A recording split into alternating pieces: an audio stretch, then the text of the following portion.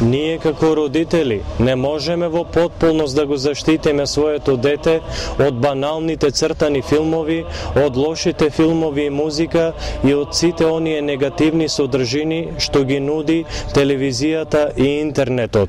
Тоа сигурно некаде барем малку ќе се сретне со нив. Но задачата на доброто семејство е да го воспита вкусот на детето. Човек кој што има вкус во животот ќе ги разликува самиот работите и ќе може да направи правилен избор. Сепак, не треба да мислиме дека светот околу нас е во потполност нечист. Треба да бидеме со правилно расудување за своите христијански намери, од него да ги искористиме сите оние позитивни нешта. Многу од тоа што изгледа дека нема непосредна врска со православието, можно е да се искористи во интерес на православното воспитување. Дете кој од мали нозе е научено да слуша класична музика и растел под нејзино влијание, нема да подлегне на искушението од грубите ритами на рокот, со време на псевдомузика, во таа мера во која подлегнуваат оние деца кои растат без музичко воспитување. Доброто музичко воспитување, по зборовите на оптинските старци, ја прочистува душата и ја припрема за примање на духовни впечатоци. Дете кое се научило да ја гледа убавината на класичното сликарство и скулптура, нема лесно да се соблазни од современата уметност, а уште помалку од порнографијата. Дете кога нешто знае за светската историја, а особено за христијанската, за тоа како луѓето живееле и мислеле, во каква бездна пропаѓале кога се одвраќале од Бога и неговите заповеди, а каков богопрославен и достоен живот воделе кога му биле верни на Бога, ќе може правилно да расудува за животот и философијата на нашето време и нема да биде слепо воден од учителите на овој век. Еден проблем кој во денешно време стои пред училишното образование е тоа што денес во децата не се всадува чувство за историја. Со тоа се отстранува од можноста тоа да се угледа на луѓето кои живееле во минатото, а историјата во суштина постојано се повторува. Кога ќе го забележите сето ова, ќе ви дојде желба да знаете како во минатото ги решавале своите проблеми, што се случило со оние кои му се противеле на Бога, а што со оние кои го промениле својот живот, давајќи ни нам светол пример.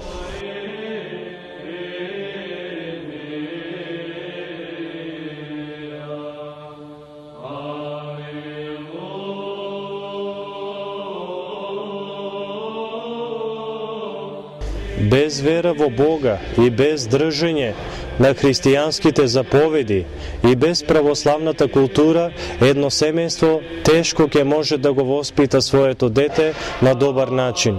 Христијанското православно воспитување дава на детето вакцина, духовен имунитет против сето она зло што расте секој ден. Борбата за душата на детето не се води само преку спротивставувањето на култот на парите, сексот и материјалните вредности. Ние живееме во време на окултизам и сатанизам. Многу е важно кај децата да се всади љубов кон читање уште од рано доба и да се развие вкус за добра литература. Не треба да не мрзи да им читаме на децата на глас. Сега е време на компјутери, DVD и мобилни телефони и младите читаат многу малку. Да се научи да се користи компјутер може многу брзо, но да се научи да се читаат книги, немајќи таква навика од детството, многу е тешко. Истото може да се рече и за добрите квалитетни филмови и цртани филмови.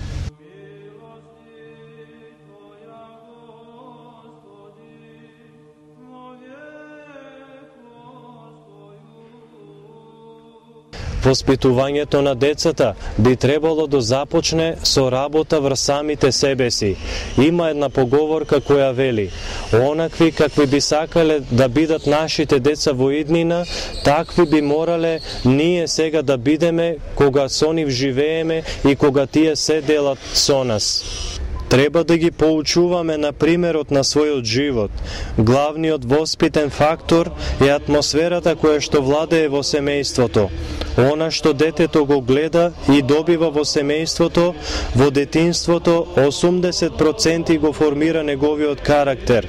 Да се запрашаме ние кои сме родители, како ги воспитуваме своите деца, со зборови или со свој пример, односно со својот живот.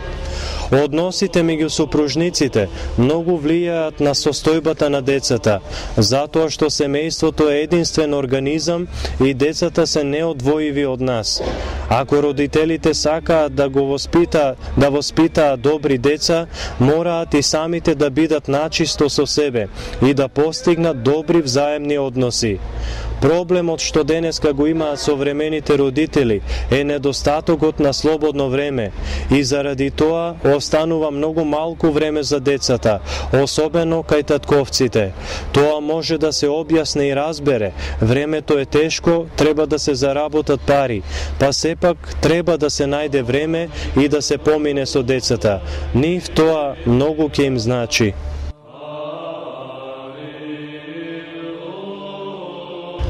Едно од обележјата на духовната и културната катастрофа во ова време во кое што живееме денес е и говорењето на нечисти или скверни зборови. Додека пцувањето, порано во минатото, било специфичен јазик на криминалците, пијаниците и другите паднати лица, денес тоа се подлабоко продира во сите друштвени и старосни слоеви на општеството. Ние сме одговорни за секој празен збор, особено за нечистиот. Ништо не поминува без трага и навредувајќи ја мајката на другиот човек и испраќајќи му проклетство на него, ние со тоа самите си навлекуваме несреќа на себе си. Да се потсетиме на зборовите на Свети Јован Златоуст. Тој вели: кој човек пцува мајка, тој ден се изложува себе си на проклетство.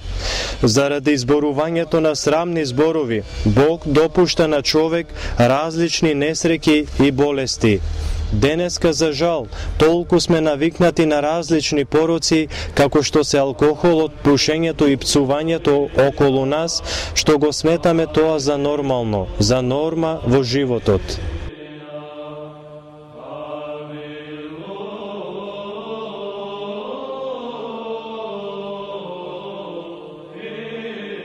Во нашата борба против духот на овој свет, ние можеме и треба да се користиме со она најдоброто што ни го нуди овој свет.